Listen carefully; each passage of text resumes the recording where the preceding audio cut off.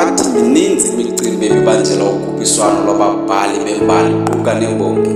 Babuzile gqaba lomgquba ukutheni ungangeneli. Iphume ikrozile impendulo isithi andingosihle kodwa ayibhalwa ndim inzima. Ndingenguye noseluna kodwa ndiyimbongi yabantu kweli qonga ndizanga kukhuphiswano kuba ndim ijaji. Ndineempawu zobuqu kuba ndityikitya ngobumnyama ndibe ndiphalaza embilini ngomsisi kwiphetshana.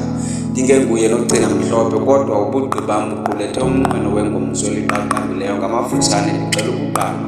Loo nto ithi ndineengcinga ezimnyama endizondlala kwiphetshana elimhlophe ndiqaqambe ndixela inkwenkwezi kwisibhakabhaka esimnyama kube mhlophe kungekho lwazi luphangaleleyo engqondweni. Loo nto ndisaze ngobuso ezweni.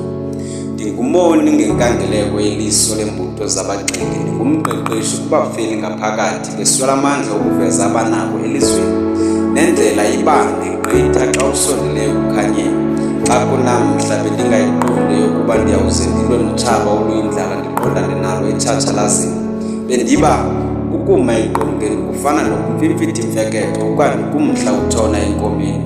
Loo nto yandakhela ingqiqo ethi akuncedi ukugcwala emswaneni. Xa kunamhla ndiyilaa ntaba izalelwe yinkungu kukhangeleka kukude kukhanyeni. Engqibeni ngenxa yokholo lobukroti isoja lifele emfazweni.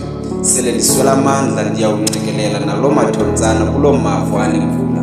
Kodwa ke sele niligqiza niphume ingqina ze niqonde indlela eya empumelelweni ayihanjwa ngegquba lobungqina.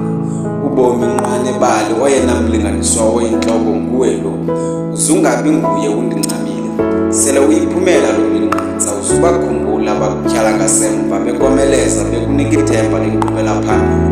Besiwa bevuka nawe ndiliqaba lomgquba elisavunayo kwintsimi yengqiqo. Ndimuqengeba uwaqenqwa ubuchule bobumbu magama kodwa ndingatsikozi.